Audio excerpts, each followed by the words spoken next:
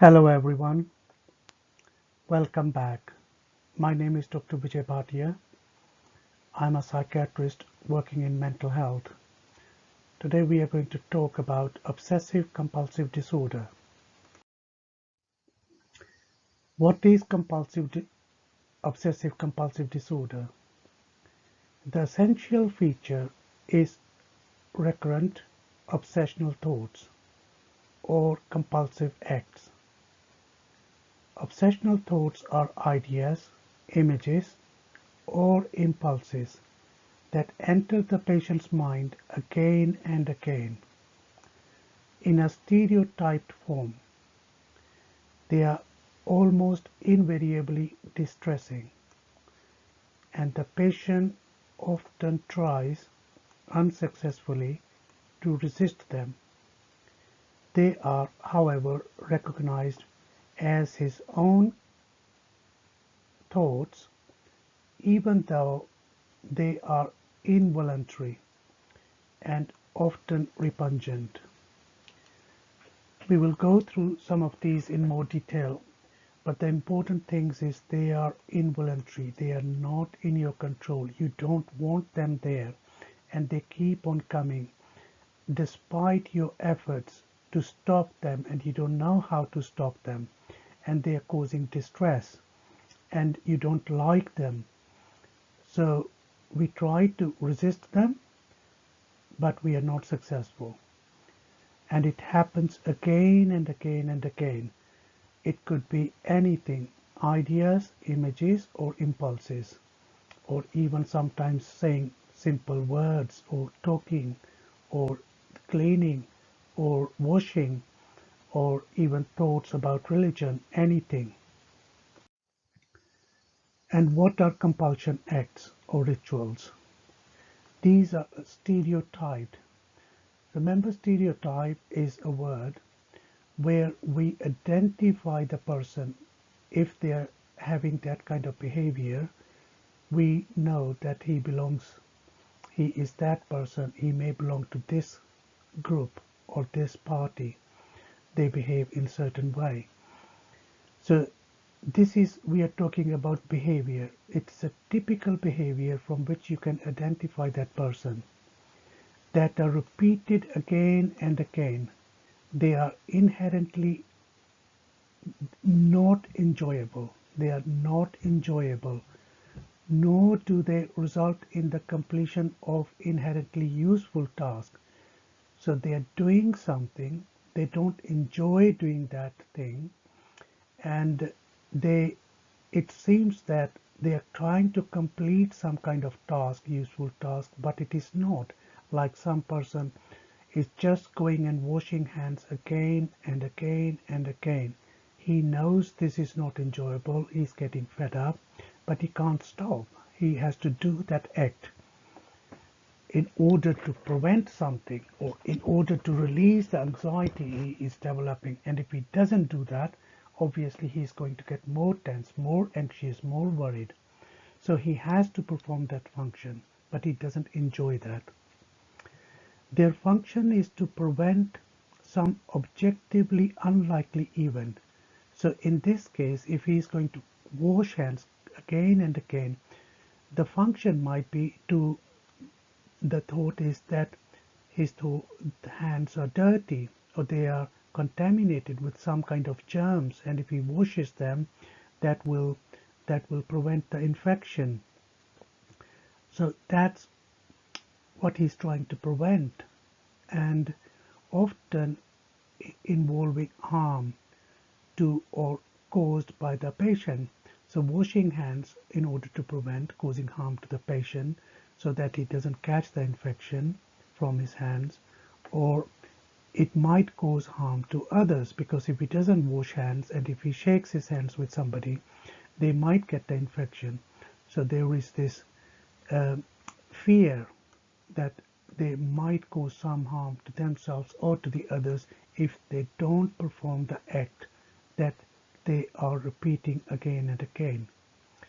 Usually this behavior is recognized by the patient as pointless. They know that it's not going to achieve anything, and ineffectual and repeated attempts are made to resist. So because he knows this is pointless, or she knows, and they try to resist that, but repeated attempts are end up in failure, and the anxiety is almost invariably present. Especially if they don't do that act, the anxiety will keep on going higher and higher. Anxiety here means the muscles getting tense, their heart is racing, the breathing is fast and shallow. If compulsive acts are resisted, the anxiety gets worse. So what is the criteria for OCD, obsessive compulsive disorder?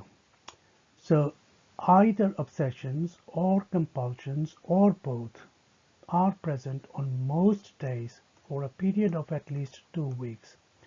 Remember, when the OCD is, there is a period when this person never had this symptom, and suddenly, for whatever reason, the person for 2 weeks keep on repeating the same act, washing hands, and it continues to some extent. There might be some mild features before, but they are not as worse as this if it gets to that stage where it's affecting their daily living life and their daily living functioning or work, and causing them distress to the extent that they feel that they can't carry on like this, and they might start feeling low in mood. Obsessions. What are obsessions? They could be thoughts, ideas, or images. And what are compulsions? They are acts. And they all share the following. They are acknowledged as originating in the mind of the patient. Remember this thing, this point is important, because if these are coming from outside agency or people or person or organization, then this becomes like a psychotic symptom. But here, the patient is acknowledging that they are originating in their own mind. They are not from outside and are not imposed by outside persons or influences. They are repetitive and unpleasant, and at least one obsession or compulsion that is acknowledged as excessive or unreasonable must be present. The patient tries to resist them, but resistance to very long-standing obsessions or compulsions may be minimal. So if the obsession is present for a long time or compulsion is present for a long time, now they have learned that resistance doesn't help. So at this point, they might be resisting very, very little and not doing anything. At least one obsession or compulsion that is unsuccessfully resisted must be present. Experiencing the obsessive thoughts or carrying out the compulsive act is not in itself pleasurable.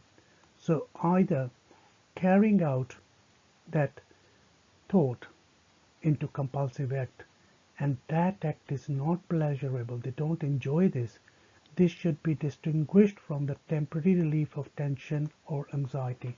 So what they are saying is that if when they carry out the task, immediately after that they get some relief of the anxiety. However, the thoughts return and they want him to do the same thing again, and this tension builds up again until again the person tries and performs the act and the anxiety gets slightly worse. But underlying that anxiety, that feeling that they don't enjoy it, getting distressed, remains there.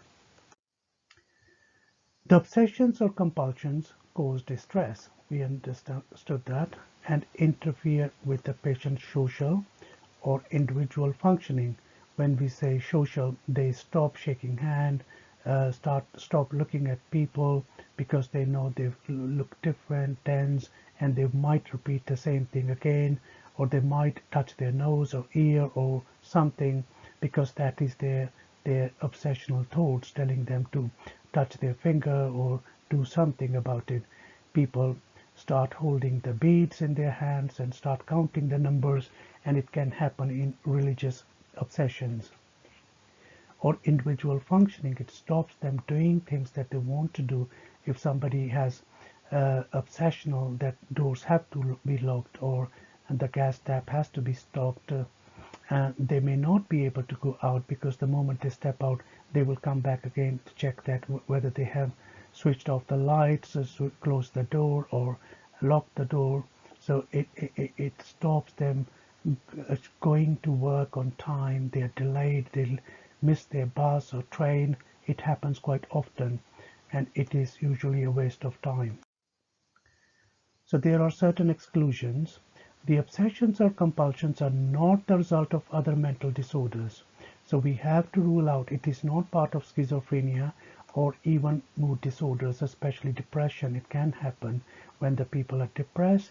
They get the feeling that they have to do certain tasks, or they are depressed because they are guilty of something and they have to perform certain functions repeatedly to overcome those thoughts, but it never goes away. That's why we have to rule out these underlying disorders to fulfill the criteria for obsessions and compulsions.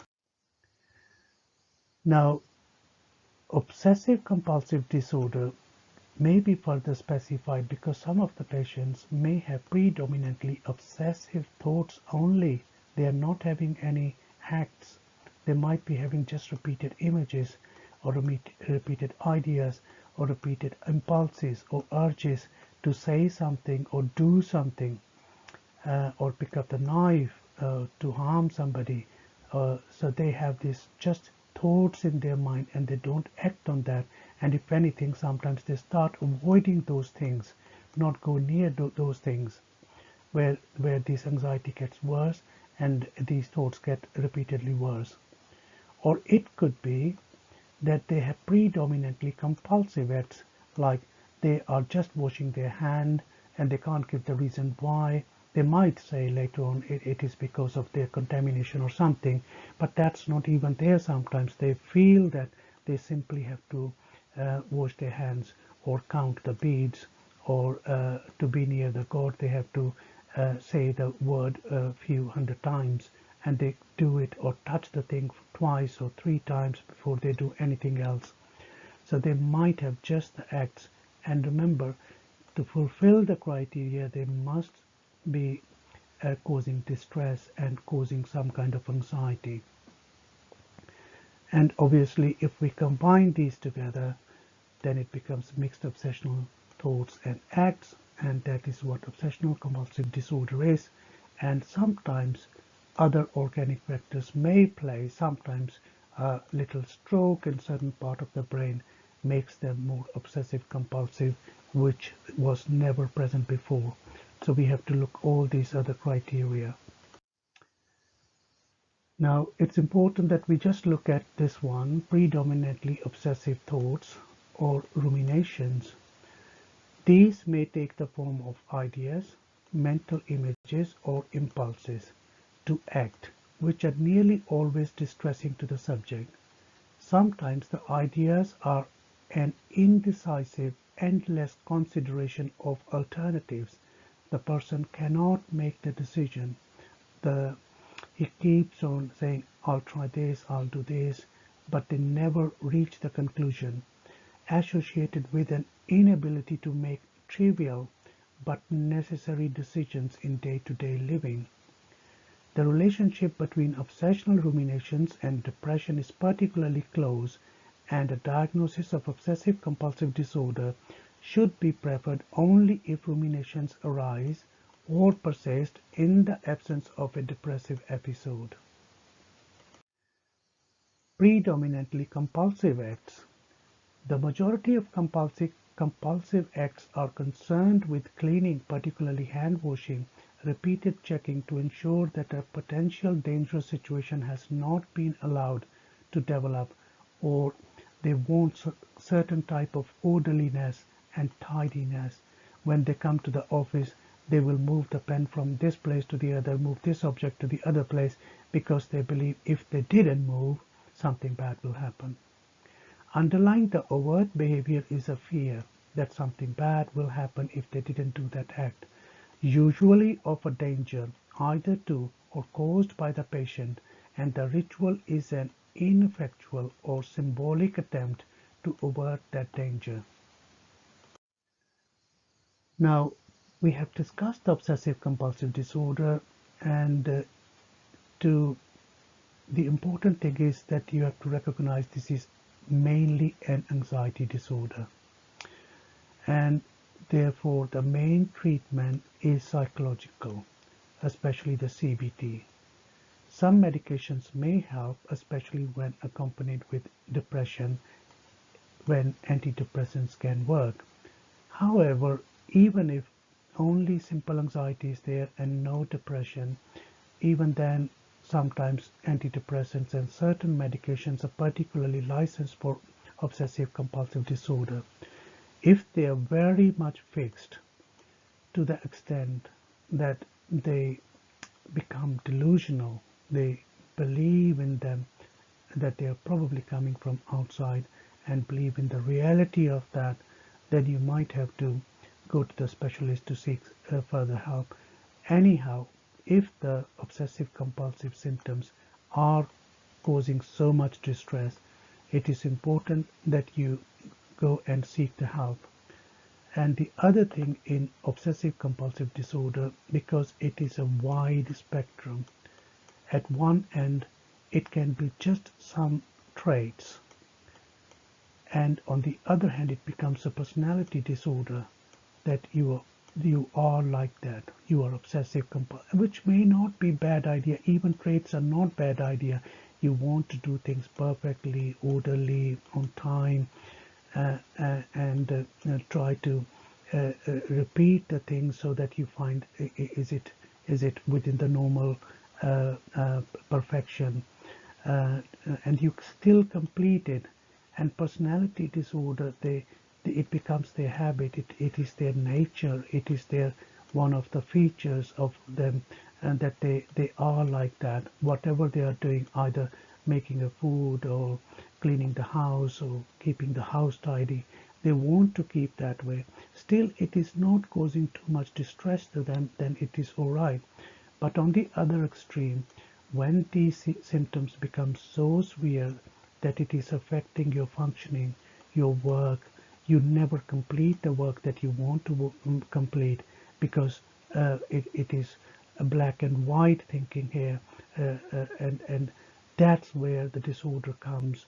And if it lasts for more than 2 weeks at a time, and if it happens again, then it is important that you seek the specialist help to get the right treatment, and try to learn all the simple things that will help you relax, like breathing exercises, going for the swimming, and doing some kind of exercise, eating healthy food, not drinking alcohol, not using any substances like benzodiazepines or illicit drugs or cannabis or anything, because these things will make the obsessive compulsive disorder even worse rather than helping.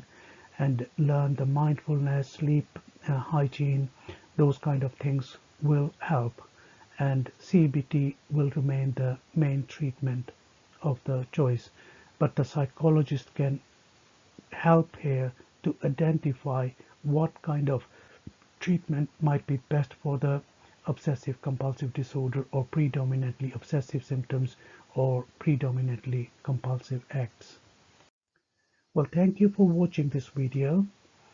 If you like this video, please press the like button, share with your friends and other family members, and subscribe the channel for more videos on the mental disorders and their symptoms. I see you again.